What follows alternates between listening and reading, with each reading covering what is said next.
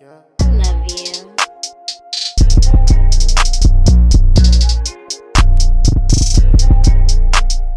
Hey, welcome back to another episode of Sports Redefined podcast. I'm your host, your best host, Namdi, aka Premium Nam. Alongside, we got my man, Mr. Rel 2 Real. Hey, all right, guys. What's up? Today we have a special guest today. He is the head strength and conditioning coach from Pace University. He's the strongest man I know out of Ohio. Welcome to the team. Well, welcome to the show, Troy Thompson. Welcome, brother.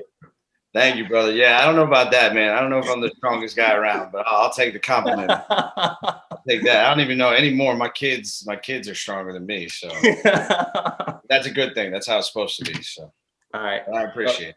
No problem. So, Troy, you are a strength conditioning coach at Pace University. Yes, sir. Why did you go down the strength conditioning path? What sports did you play to help you get to that path? Like, let us know. Yeah, so I'm from Columbus, Ohio, well, a suburb of it called Pickerington, Ohio.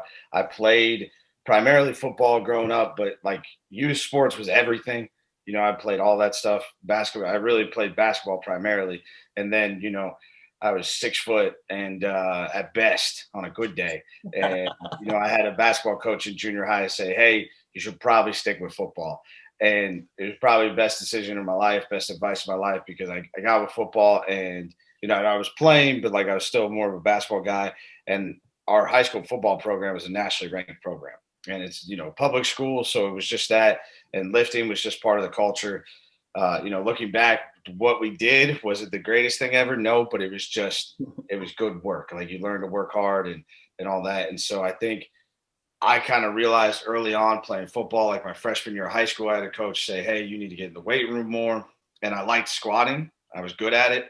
So something was good, but I think I subconsciously realized that like, hey, I probably am not talented enough to play if I don't do this. Right. And then so I started my freshman year of high school to get into it. And, that gave me opportunities to play a little bit as a sophomore, and which, was probably above my like actual ability level. Cause I ended up playing, like our graduating class had like 3 or 4 guys go Big Ten, a couple other guys. We had 15 total guys go play football at some level. So got into it that way, and then really said like, oh crap, this is a profession. Like I'm going to move forward with this. And so started looking for schools with exercise science degrees and just kind of went from there, man. Cool. I have a question for you, Troy. How you doing? Sure. I'm good. All right. Man. I'm hanging in there. We got a lot of snow once again, but we're gonna get it. We're New Yorkers. We'll figure it out. Yeah, we gotta deal with it, right? So I got a question. What would you say the highs and the lows are of being a strength and conditioning coach? Ooh, that's a good one, man. For me, it's all related to the kids. I'll start with the lows because I like to end on a positive note. The lows are really when you see the kids, like you're in there day in, day out with kids. And I work with all the sports teams at Pace. So you see the effort that they put in, you see them out at practice working hard, the hours and everything else they're going through, and they have goals, as a team. And it really is when they don't necessarily get the goal done on the field that they want, right? Because ultimately what we do in the weight room is it's helping you be the best you can on the field. And when you get just short, those are the ones that are hurt. Like you're just short, you lose by 1 point, those kind of things. You're like, man, you're right there, and you feel those kids like hurt. That's the biggest low to it, man. You feel they're hurt. There's a lot of hours with strength conditioning in general, but you got to know that going into it. But it really is up with those kids, man. When they're hurting, you're hurting, and it's just kind of that way. The highs are the exact opposite. When you see like at Pace, 2 great examples are our men's basketball and our football team. Like when we got here, man, both our coaches, our football coach got here a year before me. I think our basketball coach got here the year I got here, but the first year I didn't work with men's basketball. Their programs were down and out, man. Like Pace football hadn't had a winning season, I think, in this century. Jeez. And to see where they've come now, I think this would have been our head coach's like 7th year. Obviously we didn't have a season this year, but to see those progressions and see those teams pull out wins that people didn't think they should, and see them go from bottom of the conference, like every year expected people, both football and men's basketball, they expect you to be down there, to now where you're contending for conference championships. That's one of the huge wins, man. That's a high like unlike anything else. And you feed off of that too because of the kids. And then the other thing is when you see the older kids, especially in like my area, make like those small progressions when they get older, because training young kids is easy. Getting them stronger, getting them faster, that stuff, like that's easy because most of them have never done it. So just show up, be consistent, and we'll get you better. The older kids that are now already like great movers and are strong, and you see them add 10 pounds to their bench press and they're super excited about it, or add 30 pounds to their squat in their senior year and they're pumped up about it. Those things, and see them then transfer that to the field. Those are the big wins, man. Because the 4th and 5th year seniors, when you can make them that like 2% better, that 2% makes them from good to great or great to elite here. It takes them over the top. So those are the highs, man. Okay, I heard you say something about being in and day out, and you've watched the players progress. I want to ask you personally, how do you feel when an injury hits? Like, how hard do you take it when an injury hits? Yeah, it's rough, man. Like when a kid's like put in the time, because part of the reason we do strength and conditioning is to avoid those injuries, right? And some of it, you got to know that like there's some things you can't prevent. You know what I mean? In all sports, and you try your hardest, but there's eventually going to be things you can't prevent, but you got to do the best you can. But then you see that kid get hurt, and man, it's like, I've got 400 little brothers and sisters at Pace. You know what I mean? You take it like it's you spend so much time with them that they're basically family, that you see them, hurt, and you know the pain that they're feeling, and that's when it hurts, man. Especially when it's like an older guy or girl, that's spent a lot of time with you. Those are the ones that hurt. All right. Wow. So as well, skip all the questionnaires. I just asked one question. I'm gonna like double down on the injury question, right? So yeah, injuries happen in sports, right? So I have like this weird philosophy, like you usually get injured like for doing things that you're not supposed to be doing, or you naturally normally don't do. Because essentially, injuries happen because of overcompensation, right? Like something. So Klay Thompson's Achilles, he overcompensated on that same leg. So when you're in the weight room, like how important is it for you to be mindful of when an athlete is injured, in addition to like how important is it for you to like get them back on the field? Yeah, so I guess like injuries are going to be with most. So at my age group is definitely different than like a Klay Thompson, right? Because that guy's been doing it for a long time. I don't know exactly how old he is, probably around 30 years old or so. So it's a different story than like an 18 to 22-year-old. Most college kids or high school kids are really going to get hurt mainly because they don't have the strength in their muscles around that joint, right? And so then they end up, there's too many forces, like the forces we put on the court or on the field when we're running and sprinting and jumping, it's going to be greater than anything we put on our body in the weight room. You know what I mean? Just from adrenaline going, just from, all that aspect, but sprinting and jumping are our highest intensity stuff that we do.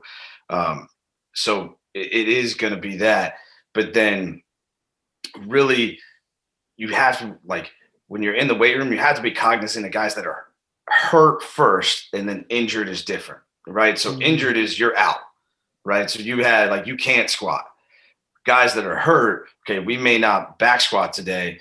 We may do a different variation of squat. We may just goblet squat you. If it's a shoulder thing, we're going to use a safety bar, right? We still want to get as close to the training adaptation as we can without making your injury worse.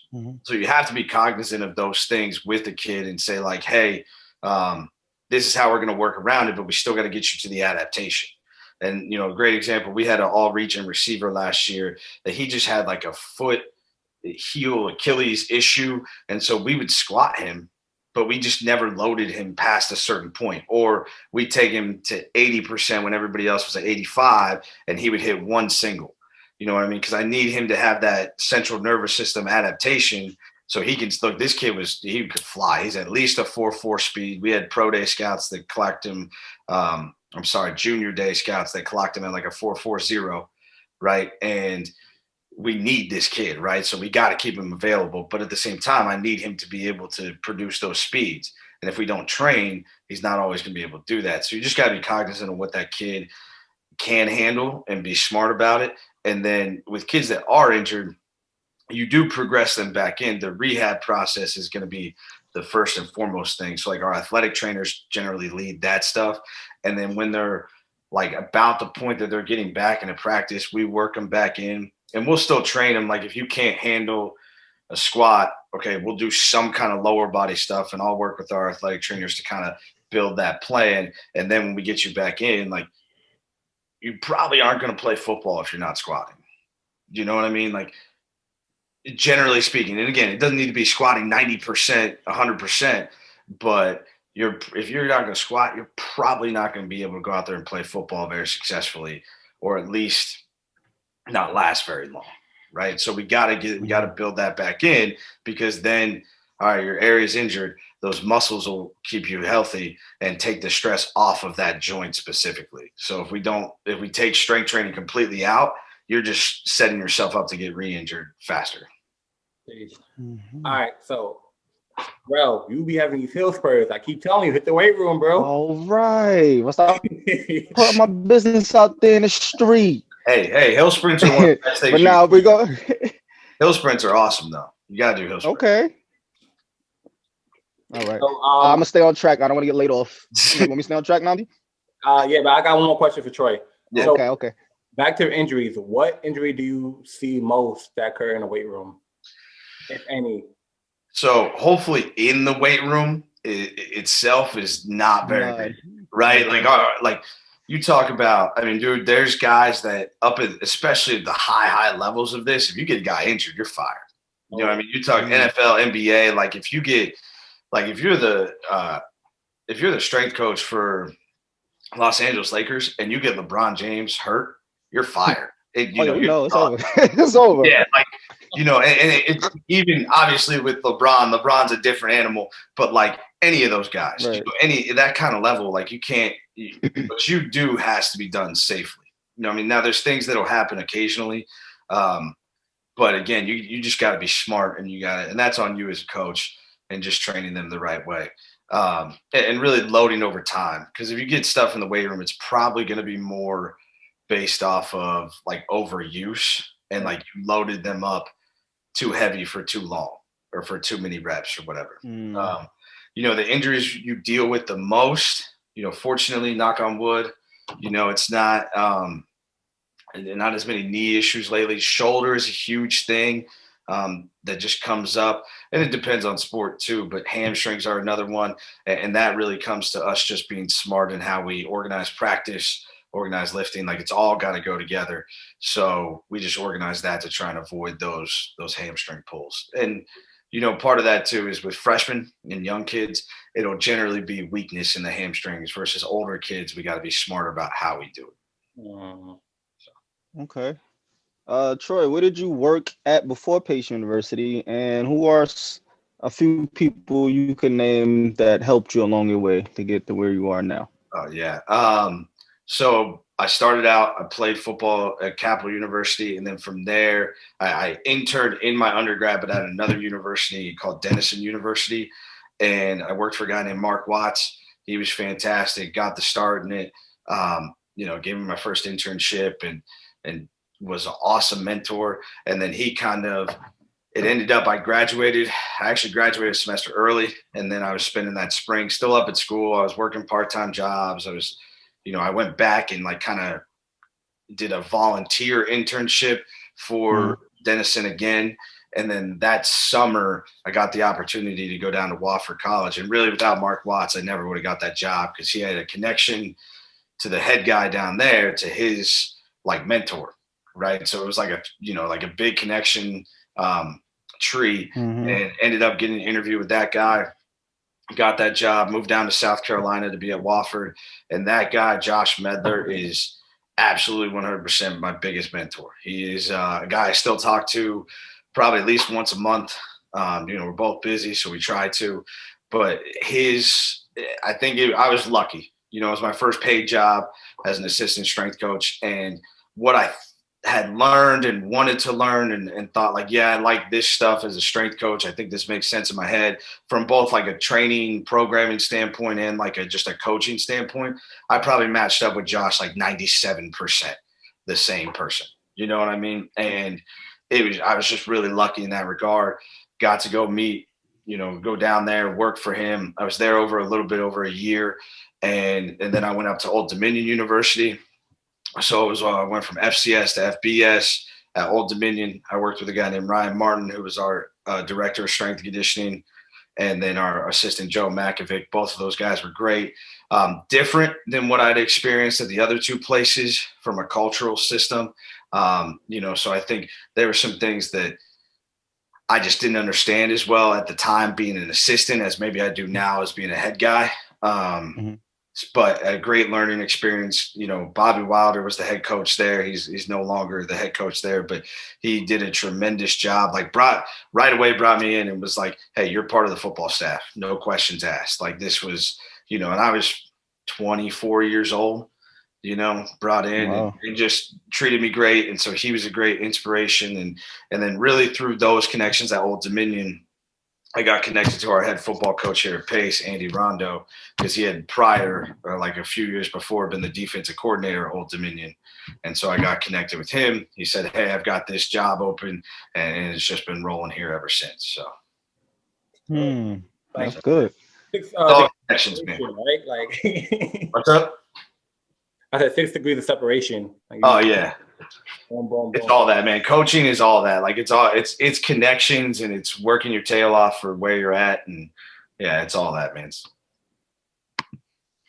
Troy, yes, sir. Would you say you are one of those coaches with a philosophy? And if you are, what is your coaching philosophy? All right. So I got to tell you, Namdi sent me this and I was like, dude, this is a long question, long answer. So I'm going to try. And Namdi knows that like I can talk forever about this. So I'm going to try and keep this as succinct as I can, man. Let me pull up my notes so I try and keep this, you know. Oh, he got, dude, I got notes. Like Namdi sent me this and I was like, yo, these are good questions. I got to be prepped. Like this is, I got to be ready, man. So every strength coach has a philosophy, right? To me, I really break it into two parts. And I say, hey, there's my strength and conditioning philosophy. And then there's my coaching philosophy, right? Because they both go together, right? But the training and how you coach it are going to be two different things. So I'm sure this part, the strength and conditioning, I'll start with because this is the long part. And if I get through this quickly, then we're doing well. So really, you know, I started to sit down. To me, I call them my two systems, and then there's 5 pillars of each system, right? And so for strength and conditioning, the first and foremost thing is what I call high-low sequencing. So basically that says everything you do to the body, right? Everything we do as athletes is going to be either high intensity, moderate intensity, or low intensity, okay? And how we organize that throughout a week, throughout a month, throughout a year really tells us if we're going to progress optimally. Okay. So we have to organize that to have recovery. And the quick, easy way to say it is like the old traditional way to do it is like, we're going to practice hard this day, lift hard this day, practice hard this day, lift hard this way. The problem with that is then it all becomes high intensity and there's no room for recovery, right? There's zero room for recovery. And then you end up just getting worn down. So more what high-low says is, hey, if we're going to high intensity practice, we're going to high intensity lift that day. And now, depending on your time of year, what a high intensity lift is going to be a little bit different. What it is in the off season isn't the same in season, right? But we're still going to have our bigger, harder lift on that same day. Because then when we have a lower intensity practice day, if we were to high intensity lift, we're not going to recover. So we want to match that with a low intensity lift. Right. And again, intensity in this terms is not saying like, hey, your hype and your energy that you're bringing.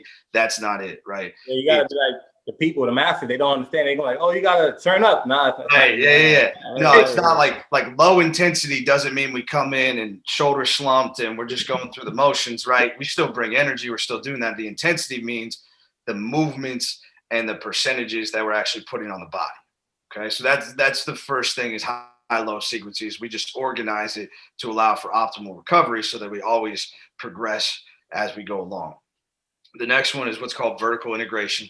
That basically means that, hey, year-round, we're going to train all the qualities that we need in our sport, right? So speed, strength, maximal strength, strength endurance, rehab movements, plyometrics, all those things. We're going to train them year-round, but the emphasis of each one might be different based off of the time of year that we're in. So our max strength, we're still going to train it in season, but in a 4-week block, we might do 2 reps of 90%. You know what I mean? In the off season, we might do 2 reps of 90% in a single set. I'm talking like, so we do 2 reps of 90% in 4 weeks in the in season. In the off season, we might do it, 3 sets of 2 at 90% in a single day, right? So the amount that we're doing it is different per the time of year. Okay, but we still want to do it because we want to keep all those qualities that we need to be better athletes. The next one is what we call the conjugate method, which basically says there's 3 ways for you to get strong: maximal effort, dynamic effort, and repetitive effort. Maximal effort means we're moving heavy loads, right? It's the easiest one to understand. It's, 1 rep to 3, maybe 5 reps. We're talking 85, 90% plus of your max, right? Then our next one is our dynamic effort. This is the one most people don't understand, right? So basically when we move weight, it's going to be in a 30 to 60% range. And we may throw some bands and chains and things on there like that. But we want to move lightweight fast. Okay. So if we really break down strength, force equals mass times acceleration, this is the acceleration piece, right? We have to move lightweight fast because that's part of being a better athlete. Okay, so we'll use that dynamic effort. Now we're only going to do 2, maybe 3, maybe 4 reps with this, right? Because if you think about it, it'd be like saying, hey, I want you to go run a 40-yard dash as fast as you can. Okay, now turn around, run it as fast as you can again. If you start doing that like 10 reps, you're going to go from a 4 whatever to a 6 real fast, right? Just because you can't handle that high intensity load without rest in there. So we might squat 2 reps really fast, and then you got 45 seconds off, and then you're going on the next set. So that's dynamic effort. So that's our speed work. We don't want to really emphasize our weight room speed work specifically. And then repetitive effort is just bodybuilding, like high rep stuff. Everybody knows that, bicep curls. We use that on a lot of our assistant exercises. Within that same pillar that I was talking about is our James Smith running method, which basically just breaks down that high-low sequencing, right? So I won't spend too much time on that one. But then basically it says we're going to sprint and we're going to do what we call extensive tempo work. Those are our 2 main portions of running. All right. And then our 4th pillar is technique. It's huge for us. Nandi knows this. We went when we test, anytime we test, we grade every kid on a scale of 1 to 5. I think on a squat, I've had like 3 or 4 kids ever get a 5. A 5 is perfect, meaning like it just got too heavy. You didn't break down. Right. And again, there's some, powerlifting people that'll tell you a perfect squat is impossible. They might be right, but the 5 to me is as close as we can get. Right. Mm-hmm. The 1 is the wide range of, not very good. Right. Like you're not even trying to you're just not there yet. Right. So, and then, kind of fills in from there. So we grade every kid on that scale. And then our last pillar for the strength and conditioning specifically is our big 3 lifts. We're going to box squat, we're going to bench press, we're going to hang clean. Those are our big 3, and those are the 3 that we're highly technical on. We're highly technical on everything, but those 3 especially, and that's where kids get graded. So that's the first system of philosophy. I told you this was a long answer, man. So Troy, all right, so you said your big 3 are box squats, hang clean, and bench, right? Yes, so sir. For your box squats, when I was working with you, you did a 2-second pause, right? Yes, sir. So a lot of people explain why the box squat is important compared to a free weight squat, and then also explain to what's the purpose to instead of touching the box compared to you pausing down there. Right. A lot of people think squats are like girly squats, and it's like, it really isn't. But so the box is. This is another possibly long answer, so I'll try and succinct this. So the box, man, It's the best way to learn to squat. It's not that we're against free squatting. We will do that without the box, but it's the best way to learn. When we want to squat, we want to create as vertical of a shin angle. So from like our ankle to our knee, we want that to be as vertical as possible where the hips sit back. Because now we're putting all that pressure and strength into our glutes and our hamstrings. And those are the muscles that are going to make you run faster, jump higher, hit people harder, be more explosive, all that stuff. Anything athletic, those muscles do it, right? Uh-huh. So that's in our squat. We want to put the emphasis there. The pause itself is really to teach people to be strong in your weakest position. Okay. If you watch like a box and people tap it, they're losing their setup, right? They're losing their strength and really their locked in ability, their rigidity through their body to be able to transfer that strength, right? They think it's momentum and they're going to end up getting more momentum by bouncing off the box, but they're going to end up screwing up all their technique. Right. And so eventually you hit a weight, you're just going to get stapled if you do that. Right. And the other piece is when we think about athletes, football is the easiest one, but athletes in general, you're coming out of an isometric every time that you do a jump, a sprint, or whatever. Right. Football is easy because everybody comes out of stance. So explaining that, hey, you're producing power out of your stance. That's easy. Right. Because you're in a pause and then you got to go as fast as you can. But every sport, isometric muscle contractions are used in every athletic movement. It may just not be as long as like sitting in a stance. So we want to be able to produce power out of those weak positions.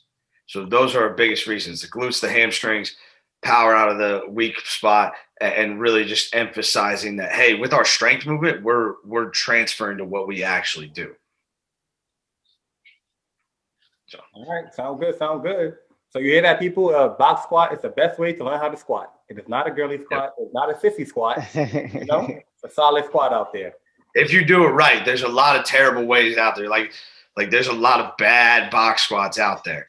So let me preface that. If you're squatting and it's like a quarter squat, that ain't it. But you got to find the right resources, but they're out there. So let's get back into your actual coaching philosophies. Yeah. All right. So I think I dove into this more after we spent time together. Mm-hmm. That year, that summer, I reached out to some of our former guys that had graduated because I finally had a class that had left. I said, hey, what were the themes, the things that we can emphasize that you guys really saw that you guys made better throughout this time that really defined our culture in the weight room? And they came back with several themes that were pretty consistent. One that we had always used was intentionality, but they came back with discipline, with all that kind of stuff, right? And so I was sitting there that summer and I was thinking hey, I'm not really an acronym guy, but I was thinking hey, maybe if I put it into one, it'll stick more. And so what it really happened was I went back. I'm a Dallas Cowboys fan, so I'm sorry, guys. So I went back, and I know it's rough life for the last. You grow up in 1990, and Troy Aikman's the quarterback, and I'm all about it. Yeah, man. Man. Right. But I was listening to Jason Witten's retirement speech, right? And he said the secret is in the dirt, and it really clicked with me. That is 100% true, man. How you get to that kind of level of consistency and Pro Bowls and all that stuff, and whether you're not at the NFL level or just at college or whatever, it's really in the stuff that you don't want to do. It's in the dirty work, right? And so I sat there, I said, hey, man, this works for an acronym. I made DIRT an acronym, right? It's for us, what I've kind of shifted to with coaching them is it's discipline, intentionality, responsibility, and toughness for us. And that's really, the culture that we strive for in our weight room. It's hey, we're going to come in, we're going to be disciplined. That doesn't necessarily mean hey, you just do what you're told. Right? Because I don't want you to come in and not have fun. But at the same time, it's saying, hey, you understand that there's a reason for being in here. And every time you come in here, you need to be locked in that, hey, you're getting better at something you love to do. Right? And it may not be you love the weight room, but this helps you get better at that other thing. And then intentionality is our next thing. That's really the same thing. We call it our value and our purpose is saying, hey, we have value to everything that we're going to ask you to do. Right? We're not going to ask you to do stuff that doesn't make you better. Right? And then the purpose behind that, you may not understand, but ask that question and say hey, how does this help me on the field? And then my job is to then educate you and explain. And I may not be able to give the full dissertation, but I can at least give you something on why. right? And so that's our intentionality, saying, hey, your value and purpose are coming in here. Responsibility, that's the easy one. Be a good teammate. Like if you wake up and your roommate's supposed to be in lift with you and he's not up, get him up and make sure he's on time, right? Be a good teammate. Spot each other, right? Like, let's be safe. Let's make sure we're paying attention. Make sure I put the clip on for my teammate when we switch the weight so that he doesn't lose all the weight and hurt himself, right? And then toughness, that's the easy thing, right? Be mentally tough, but be resilient and say, hey, I may be hurting today. I still need to go in there and get the job done. So that's really the culture that we strive for from a coaching perspective, from our student athlete perspective in the weight room. Thank you. I like the dirt in the acronym. I like that. That was dope. Don't sue us, but we might. The kids, some of the football guys ended up hashtagging it a little bit, and I was like, all right, this works. You got trademark rights already. Yeah, right. All right, so T, so you're a strength and conditioning coach, right? So that's one part of being a collegiate athlete, right?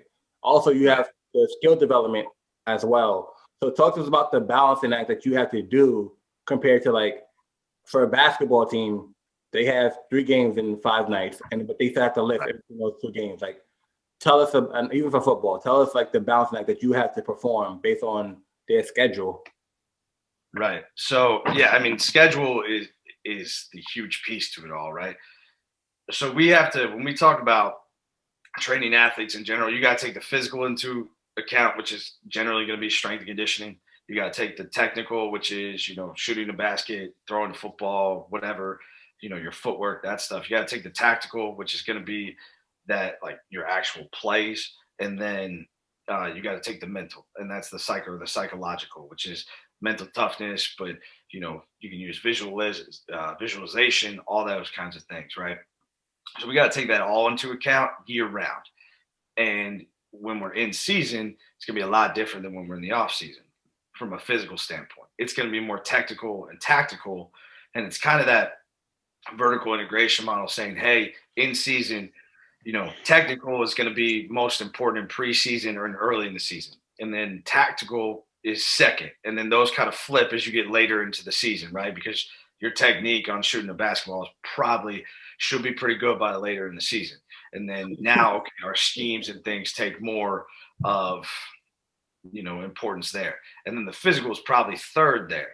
So in season, I've got, especially with like a basketball team, I've got to be able to organize and say, hey, I need to prioritize these certain things within my area, and then other things maybe not as important, right? So like that maximal strength, we may touch 85% on a week, but I may have our starters do 1 rep. My backups may be doing a couple sets at it, right? And so organizing that, and then throughout a week, like if we're playing 3 games, we're probably only lifting once, and realistically, we're probably doing recovery.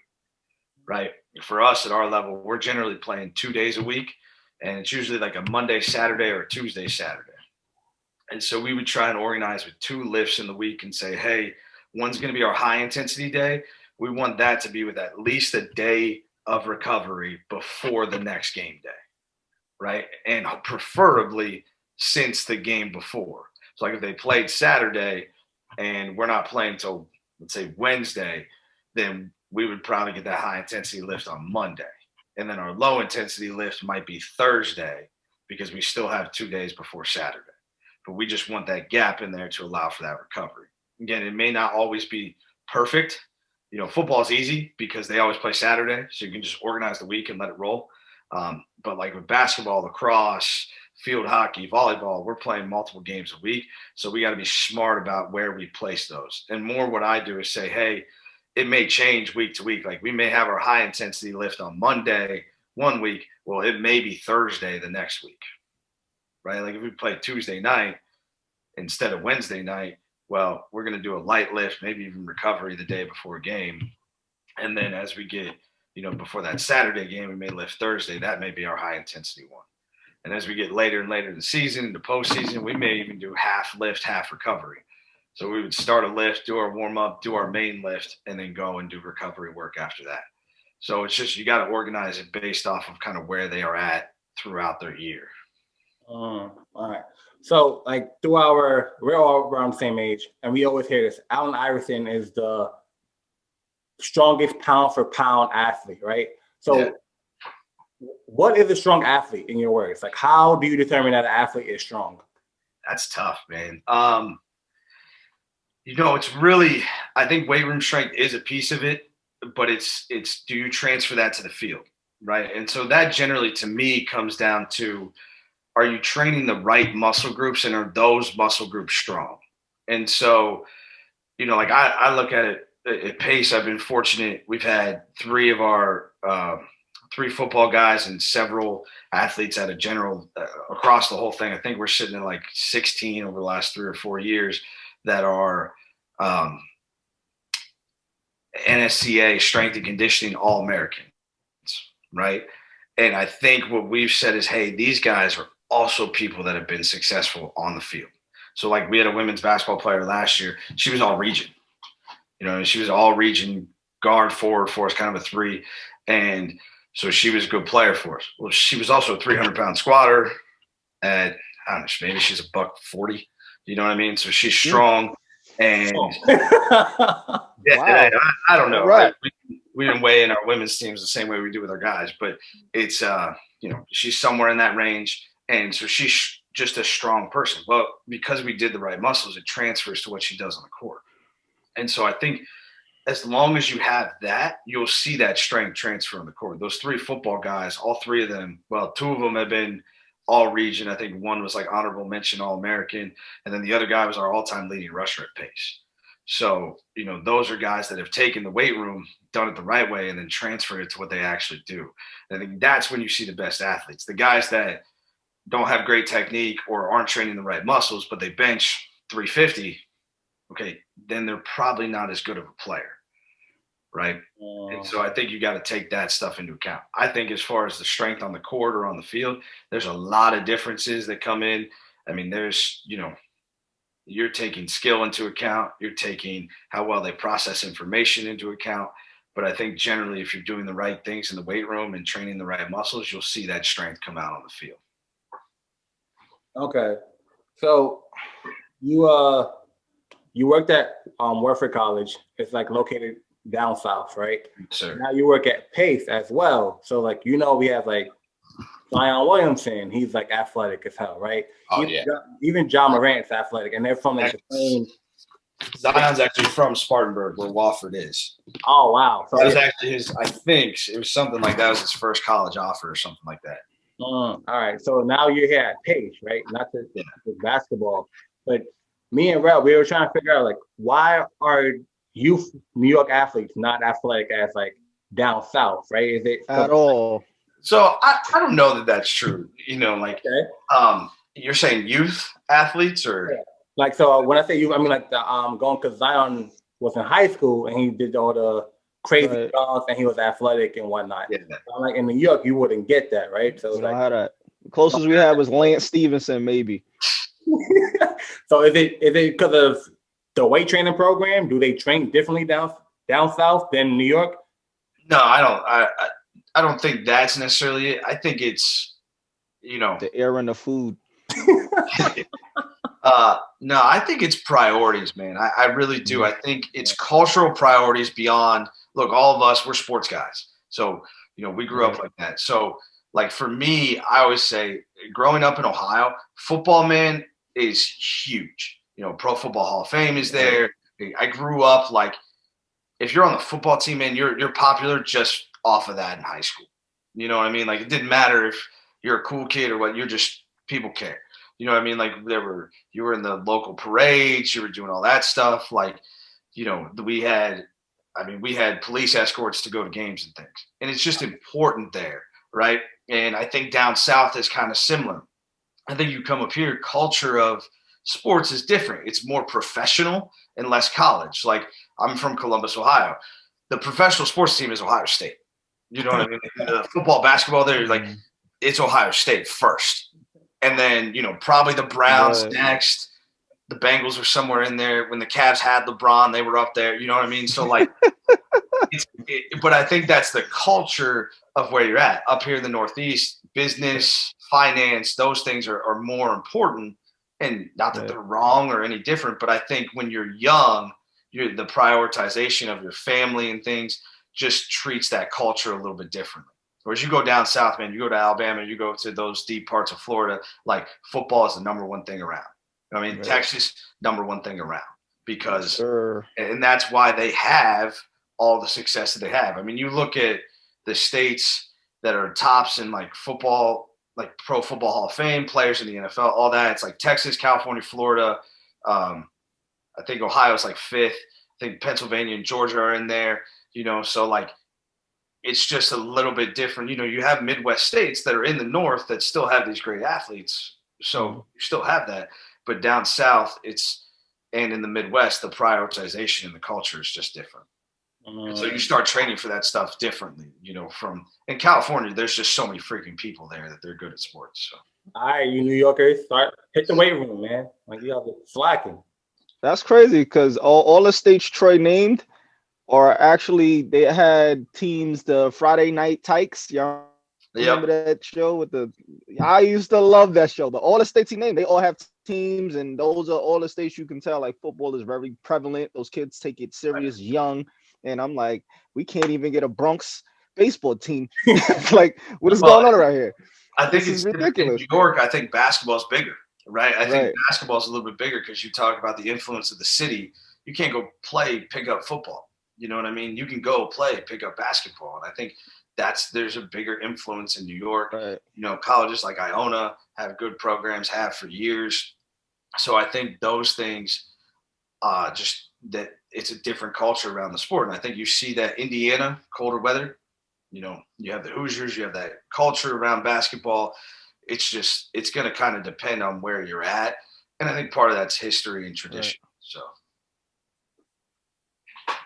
Okay. What would you say the biggest hurdle is for a high school athlete transitioning into college? Yeah. So, I'll give this, I'm stealing this from our men's lacrosse coach. The best way I've ever heard it explained is in high school, you are part of a team. In college, you're part of a program. And really like the way it breaks down is saying, hey, in high school, you're part of a team. You go to practice. If you get out of class at 2, you're at practice at 2:30 to 5, and then you go home, you're eating with your family and maybe you have a brother on the team or something like that, right? In college, you are fully immersed in the program from a strength and conditioning standpoint. It's going to be more than you've ever done. There's the rare few, there's the IMG academies and Bishop Gorman out in Las Vegas and those schools that have strength and conditioning programs. But again, those are rare across the country, right? Most of them are private. So you're going to have strength and conditioning. You're going to have study table, mandatory study table. You're going to have tutors. You're going to have film study to really go through. Like, again, I played for a nationally ranked high school football program. The film study we did versus Division III football in college, not even close. You know what I mean? Like, we would meet as an offense, like Mondays, watch film, and then we'd watch like maybe 20 minutes of film one other day in the week. And then otherwise we were out in the field going through it. In college, man, we met at least 2 or 3 times a week, at least an hour of film. We had 5 hours of film to watch on our own. Like it's just, there's all those things that you don't necessarily do in high school that you're going to have to do more in college. And from kids coming in, it's the mental approach of it, right? And saying, hey, this is going to be a lot more. Because then you don't go home to mom and dad and to where you've lived for 17, 18 years of your life. Right. You go home to your roommate who may be pissing you off, and then you got to go get food at the cafeteria. We all know how college it is. So, it's just, it's more, you're fully immersed in the program. Hopefully your program does the right things and say, hey, academics are first word, then it's us. But you're going to be fully immersed in all that stuff. And you don't have that necessarily that security of being at home all the time. So it's getting past that mental hurdle and saying, as coming in as a freshman saying, hey, I understand that I got to be part of this, this, and this. And that's a big piece to it. Speaking of the food and being college athletes, I would like to say most are on meal plans and, all that. What would you say a college athlete's diet should consist of? Or realistically gonna realistically yeah, that's tough. It's highly individual for a kid. I think the diet stuff, the nutrition stuff is something I've tried to get better at.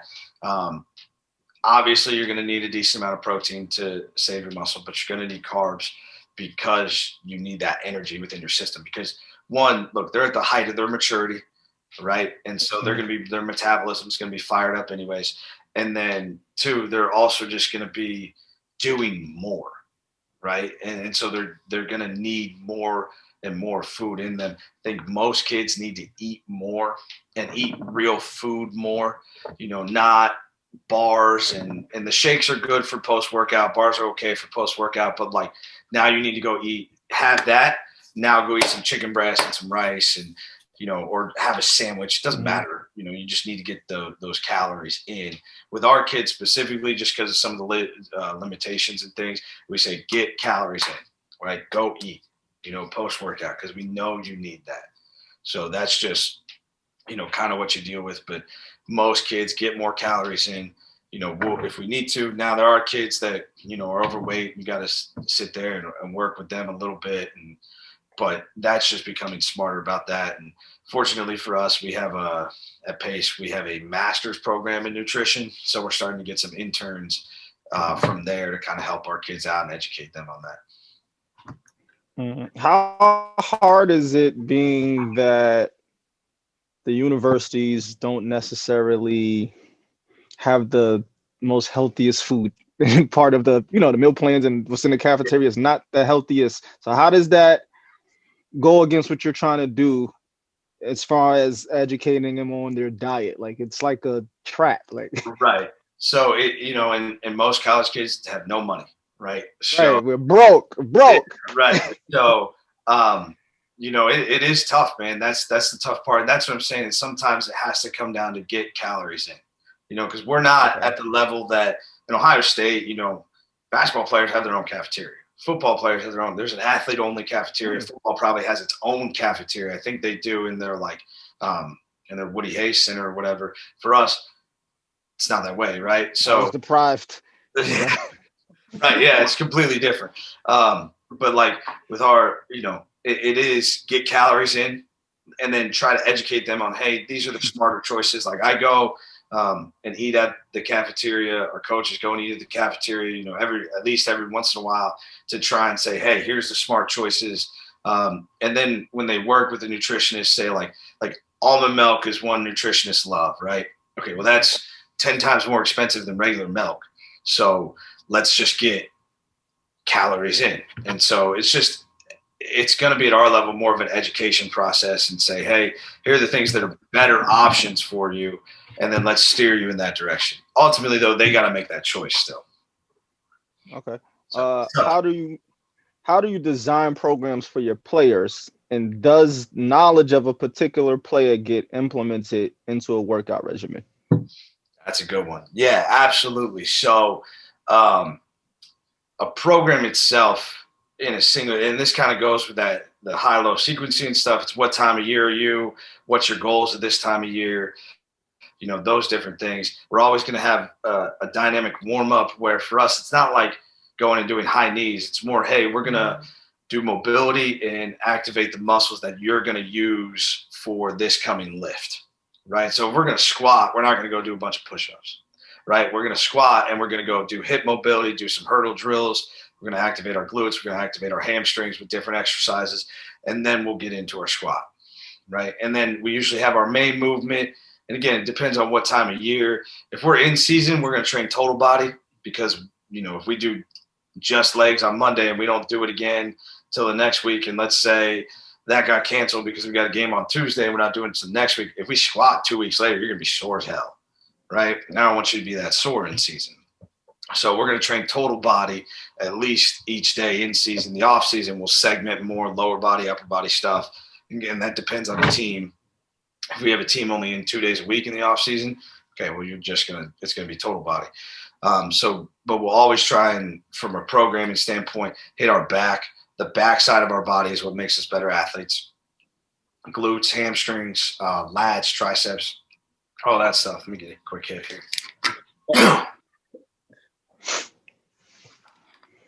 Sorry, a lot of talking. So we'll try and do that stuff specifically. for a kid individually based off of training. Whew, sorry. They're trying to kill you. What's going on, man? Nobody knows I usually have gum. I'm all out of gum at the house. But so we're getting an SP. We're getting an SP. So breathe. There you go. All right. So for training age, how long have you been lifting weights? What's your ability? We'll split people in the off season into advanced, intermediate, beginner levels and say, hey, that's going to differentiate what you're doing. And then in season, we'll differentiate starters, backups, all that stuff. For that kid individually, if they have a history of injuries, kind of like we talked about earlier, we'll differentiate this is what you're doing versus, we're still going to try and train something close, but we may not be doing that. So, it is individual. Percentage wise will be based off of you. So if I tell you to squat 70% versus Namdi to squat 70%, it's going to have to be different just based off of your abilities, right? Whatever your maximal abilities are. So we do take all that stuff into account. We'll split up by position group, especially in the sport. Basketball, our general qualities that we're asked to do are pretty similar. Obviously, the skill of a point guard versus a center is different, but the general qualities of playing on the floor are going to be similar. With like a football, we're very different. I played offensive line. What I would do versus what my receivers or DBs are doing are going to have to be a little bit different. Like everybody should squat, but just the volumes, the intensities, when we get on, especially with our running, like our skill guys are going to cover 300 to 400, maybe even 500 yards of sprints in a game. Our linemen are going to maybe do 200 and before they run into somebody else. So that kind of stuff takes into account based off of what that kid does. Quarterbacks take into account, like that's a huge one. Pitchers, anybody that throws, you have to account for that because you have to account for the shoulder stuff. And then even how does a kid play? So like we had our quarterback last year was offensive player of the year in the conference. Well, he was a dynamic running and throwing kid, right? So we got to be smart about his shoulder, but I still got to train his legs. And we would do sprints, he would sprint with our skill guys. Well, our second string guy was kind of the same, so he'd sprint with the skill guys. Our third and fourth stringers, not runners, right? They're going to come in, they're going to be passers, so they're going to sprint with our mids, our linebackers, tight ends, those guys, because the volume that they're going to do in a game is not nearly what those other two are going to do. So you just kind of got to take all those factors into account. How's a kid play? What's his position? What's his sport? What time of year is it? And then you program around that. All right. Troy, let me challenge you for a second. So there's different sports, different positions, different everything, right? Yeah. What muscle group do you think is most important that you have to train on that's a commonality in all of the sports? Glutes. And if I could group in hamstrings, that would be the next one. Because if you talk sprinting, every sport, court, field, whatever, you got to sprint. You got to jump. You got to be able to do those things healthy and safely, right? So the glutes and the hamstrings are the two biggest, most important ones for that, right? Beyond that, I would just say anything on the back side of your body. The best way I've heard it is the front side of your body is what makes you look good. The back side of your body is what makes you a better athlete. Right? And so everything, neck, traps, lats, rear delts, all that stuff. Abs are the one that you kind of throw in there, but we got to be smart about and be trained abs like athletes, not fitness models. So it's a little bit different, but backside of your body would be a big thing. Glutes and hamstrings, number one. All right. So people, when he says that glutes, explains the derriere. Yeah. Right. Yeah. So I'm going to say this, like you can pause on this. No homo for this. Yeah. The best way I ever heard this was when I was down at Wofford, the Carolina Panthers held training camp there, right? And they did it. So I was there for 2 training camps for the Carolina Panthers, and the strength coach there said, you won't see a flat ass on this team at all. So, and again, pause. Don't take this the wrong way. Right. We got you. We got you. I think the second year I was there, I think it was the second year, maybe the year after that was the year they went to the Super Bowl. So with Cam. Wow. Namdi, that explains your derriere. So So Troy, you said I was gonna ask you what exercises you think are important, but you said the box squat, hand cleans, and bench press, right? So I want to switch the question. Can you explain the difference between power and strength, right? So you have people who are strong, but they're not powerful, but you have people who are powerful but are not strong. Like, can you explain the difference? Right. So strength is moving a maximal force, right? Power is moving a technically moderate to moderate high weight at a maximal speed. Okay. So they're both important. You can't really be powerful based off of what your genetic ability is. You can't really be powerful without being strong. You also won't be able to be strong without being powerful.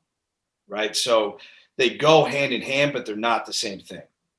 So if you go to physics, force equals mass times acceleration, right? The acceleration piece is speed, strength, or strength speed, or what we would call strength speed is what we would call power, right? Generally speaking, like a hand clean or something like that. And then the mass is still that maximal strength. Well, the force is the ultimate piece that we want.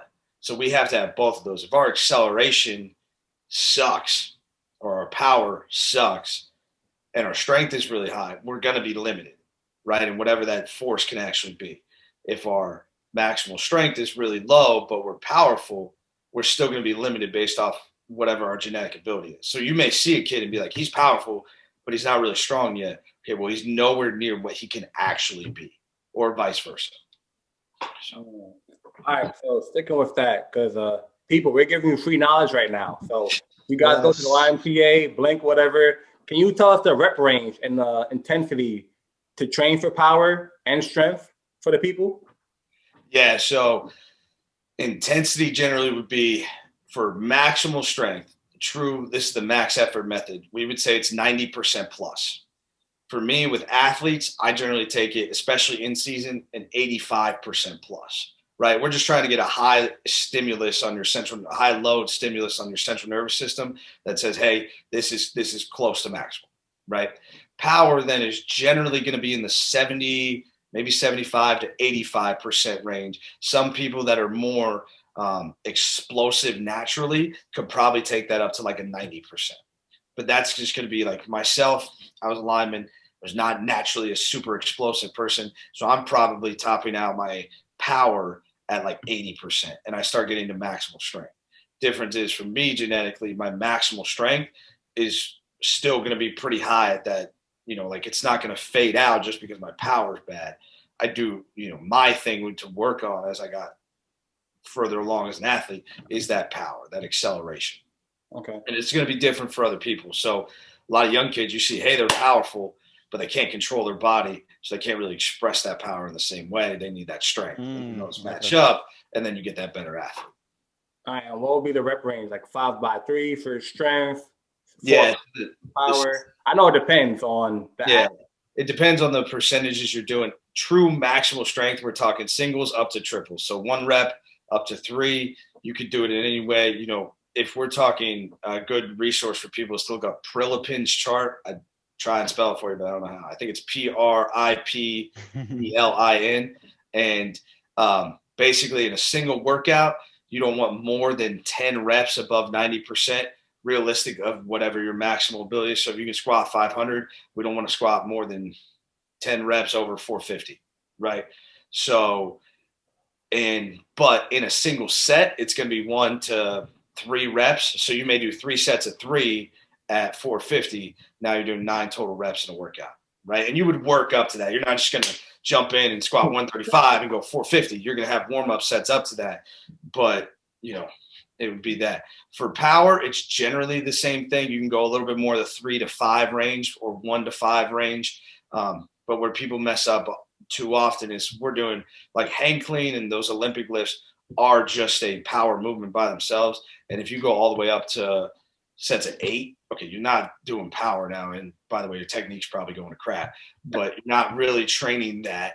So why are you doing that? Now you're put in a position to get hurt. So it'd be more like a hang clean might be, like you said, 5 sets of 3, 6 sets of 5, something like that, depending on that percentage.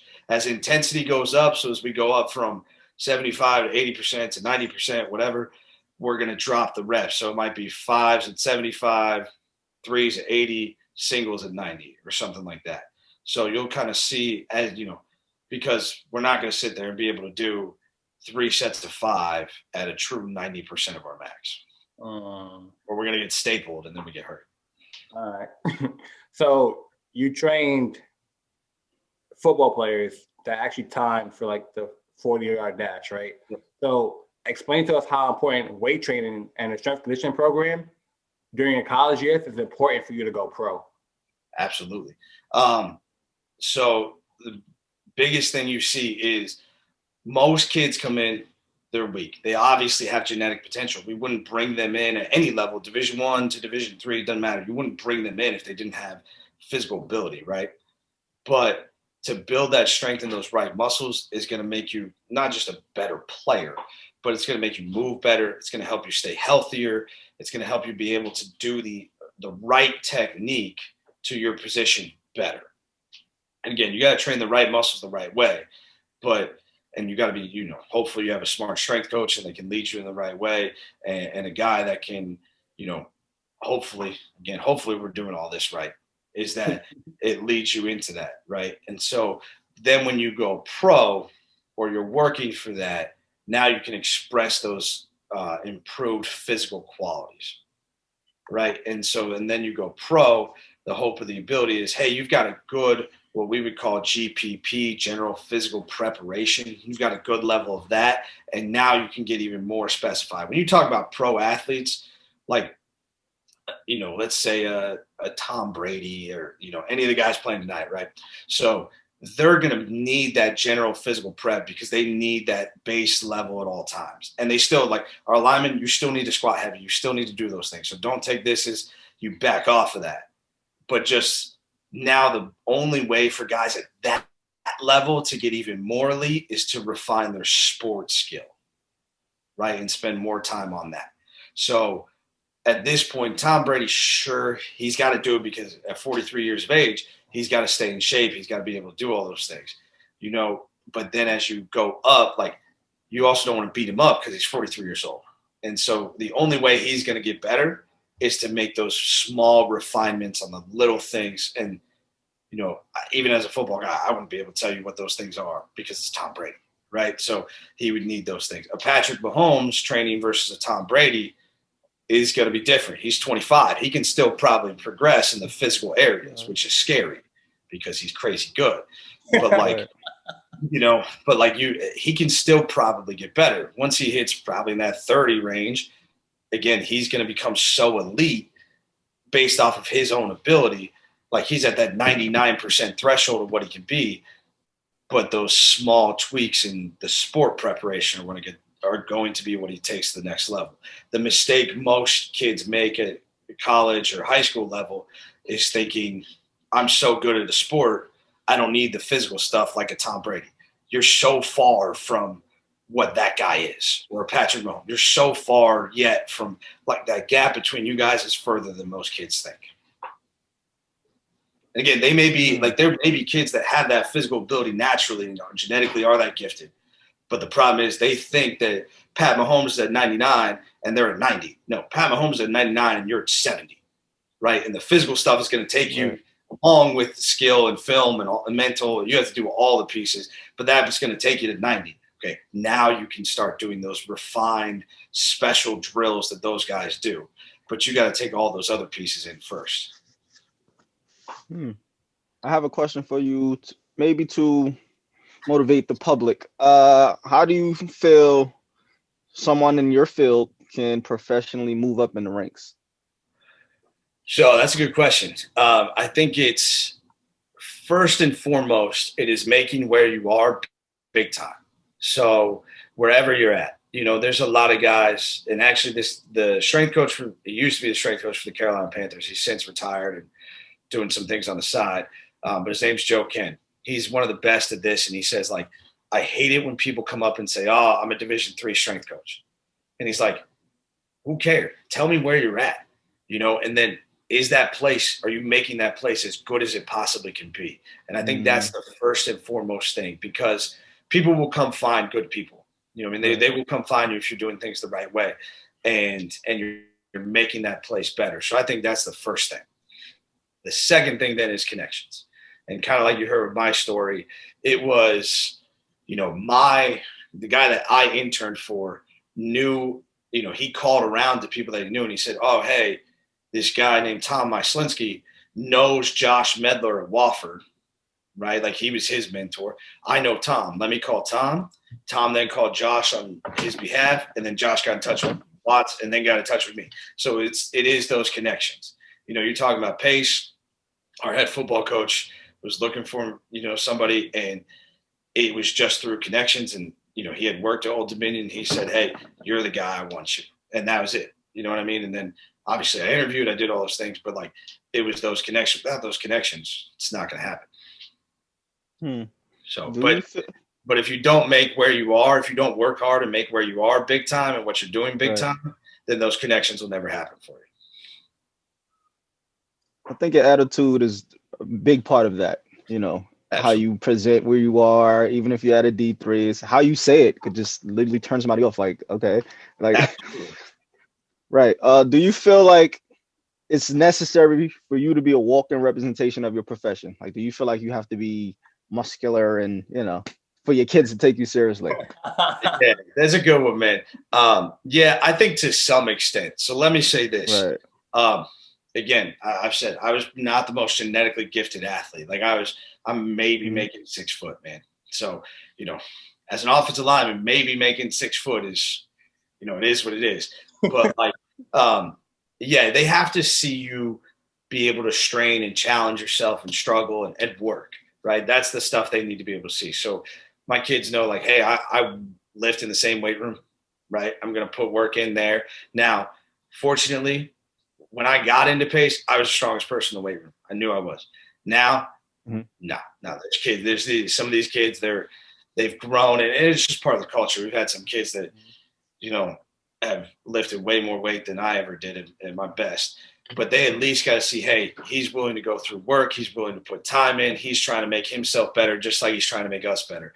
And I think that's important.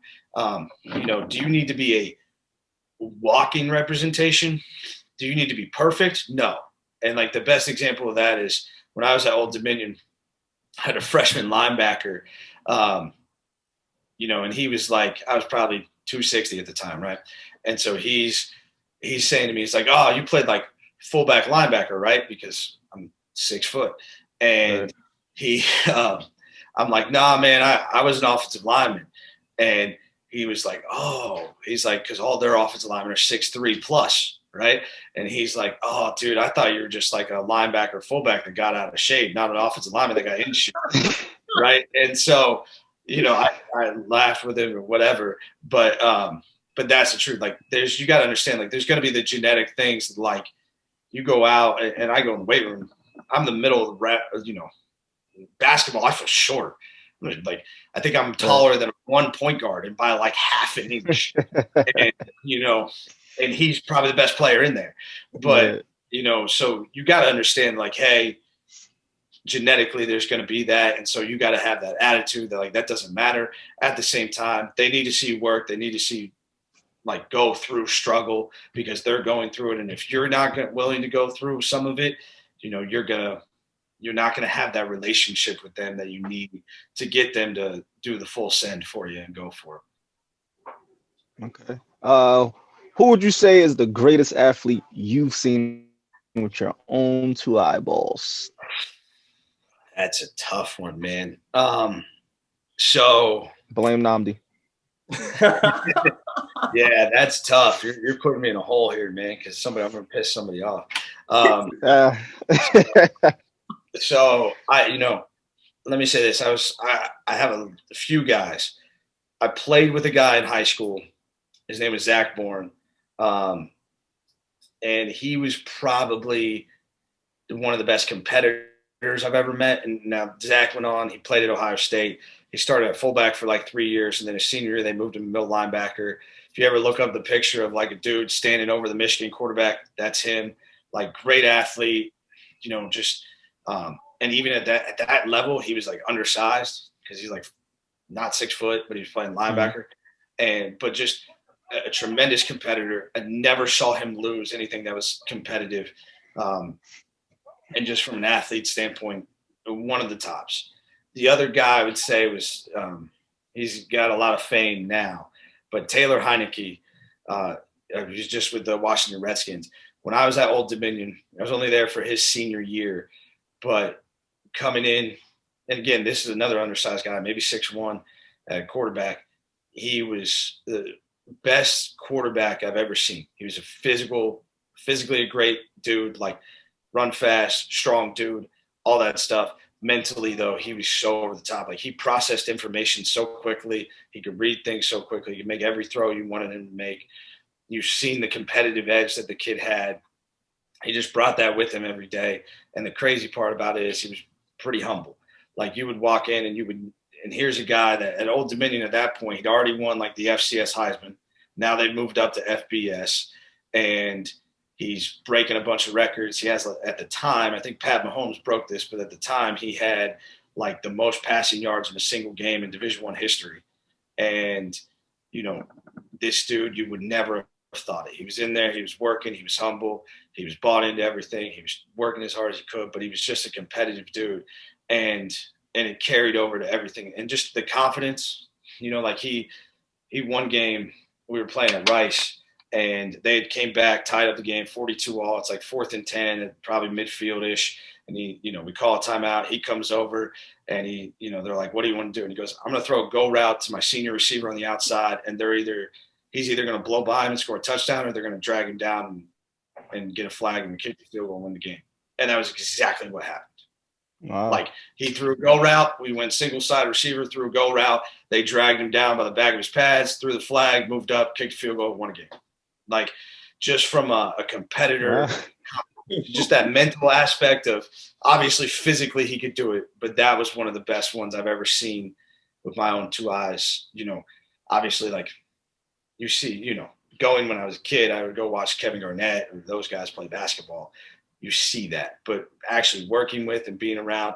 And we've had a couple of dudes at Pace too. We had a 3-technique defensive tackle, and Nnamdi knows this guy. He was probably one of the best, just a huge dude, and just physically strong, explosive, all that stuff. Like, he had several tryouts in the NFL, coming from Division II.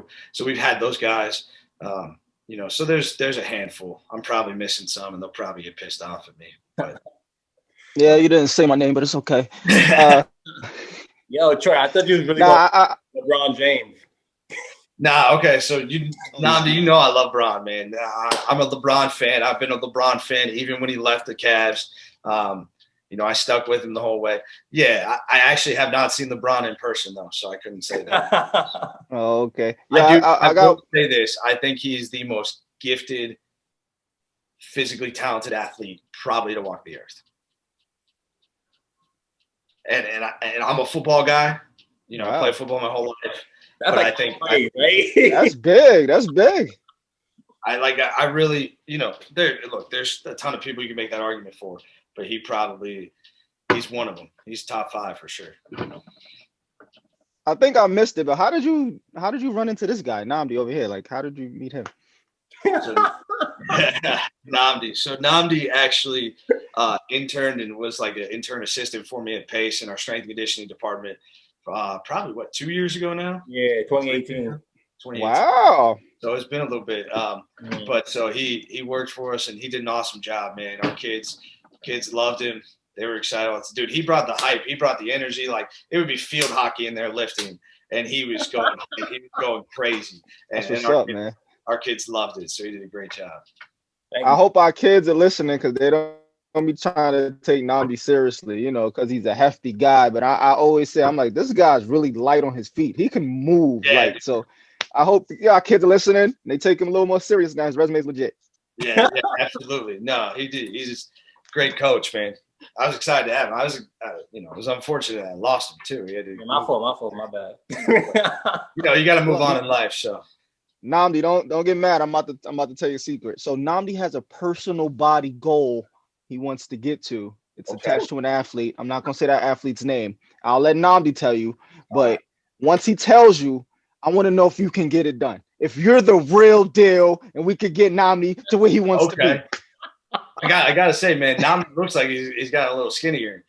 You know, Yeah. everything. All right, so like I told Rel, like one of my goals in life, like I'm trying to like catch up to Aaron Donald.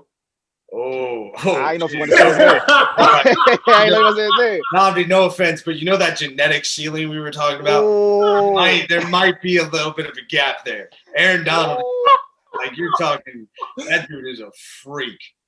He's just he's out of his mind. That dude is I was Googling him, like, he's like 6 feet. I'm close to that. I'm taller, but close to that. And I'm like, I'm like, yo, he's 6'80". I'm like, it's all muscle. I'm like, I want that. Like, if it could be done, you know, I can get close to it. Fuck. I think you get close. That's all I need to hear. That dude he's out of this world, man. He just won like the 3rd defensive player of the year last night. Yeah, so I was gonna actually because we're coming close to our interview, so I want to like talk about the fun stuff, right? People, right? So Aaron Donald, TJ Watt, they got like a little JJ Watt got a little beef because like he should have won it. Who do you think, in your professional opinion, should have won the defensive player of the year? Defensive player of the year, I'd have to look at the stats. I don't have the exact stats, but to me, man, the fact that they do that NFL 100 every year. The fact that Aaron Donald is not number 1 or number 2 every year for the last 5 is ridiculous to me. Like, he is, for a defensive tackle to be as dominant as he is so rare. Like, seeing the defensive lineman as an offensive lineman, former one, like, you watch those dudes, he can bulldoze people. He can outrush people. Like, he is just so impressive at all that stuff that he does. I have a hard time going against him. I think TJ Watt had a great season, and I think he led the league in sacks and everything. But just for me, like, going against Aaron Donald, that's tough, man. That's tough. All right, you said you're a Cowboys fan, right? So what's going on? Like, is Zeke going to be there next year? Who's going to be a quarterback? He has to be there. Zeke has to be. Look, I still think the biggest issue this year, the offensive line was decimated, right? And I think that makes a huge difference. Obviously, I'm preferential to that. But then Zeke, like, when you don't have anywhere close, he only had one dude that was in his original 5 starting offensive line blocking for him, and he was the one that was the least experienced and probably the worst of the 5, right? And that dude had a good year, so he made progress, but he's the only 1 out of 5, so that's terrible for him. He still almost rushed for 1,000 yards. I think he was just shy, and that's because they sat him for like a game and a half because he was injured and like small injuries. But he's got to be there. Got to have him. And the problem I thought early in the season was I love Dak. I'm a Dak fan, but like, you have to give Zeke the football. He had like 13 touches in one of those games he lost. And I think it was the Seahawks. It was a close game the whole time, and he had like 13 touches. Like, come on, man. Like, that's your best football player. You got to give him the football. Got to have Zeke. Let me play a little hypothetical with you. So we were talking on last week's episode about Deshaun Watson. Okay. You're a Cowboys fan. What are you giving up to get Deshaun Watson? I wouldn't at this point. Like, I love Deshaun Watson. So I think he's a great quarterback. But like, why? Dak has the team. I think Dak would, had Dak stayed healthy, right? Which is, you always play that if game. But like, he would have thrown for more yards, more touchdowns. His stats were better at that point. They probably, they're winning more. They probably would have won more games than the Texans. I think they did without Dak. So let's take that into account. Like, Dak gets so much hate. I think anybody that's the Dallas Cowboys quarterback gets so much hate. Like, that's just, people don't like the Dallas Cowboys. There's a lot of people that like them. It's a love or a hate thing. So I think he gets a lot of hate. But the stuff he was doing, I don't know why you would go. You'd have to sell the amount that you would have to give up for Deshaun Watson. You're going to end up hurting your team more. Like, because you would need to give up draft picks. You would then need to trade Dak, right? So that would just, even if you look at that as an even swap, or even you're saying Deshaun Watson's a little bit better, because you can't say he's out of this world better, right? And so, but the draft picks you'd have to give up, your defense would still be rough. And they were 28th or 29th in the league. And you still need a defense to win, man. You're still going to have it. So I think they got to pass on that one. As long as you can get Dak, and they need to get Dak under contract, and then, start adding your defensive pieces. All right. The big question is, yo. Are you going to start bench cut now? No. Okay, got it. I wanted to ask a question before the start bench cut. All right, fair enough. So, Super Bowl, who you got? Mahomes or Brady? That's what it comes down to, right? Like, yeah, right. It has to. This is tough, man. I'm excited for a good game. My X factor. Thank you. My X factor in the game here is this: the Chiefs' starting left tackle is out. Whoa! Towards Achilles, in the AFC Championship game. So to me, he's out. So that's a tough spot because the Bucs have a great pass rush. So I think you watch that. Now I think Andy Reid and what is it? The Bieniemy, the OC. I think that's how you say his name.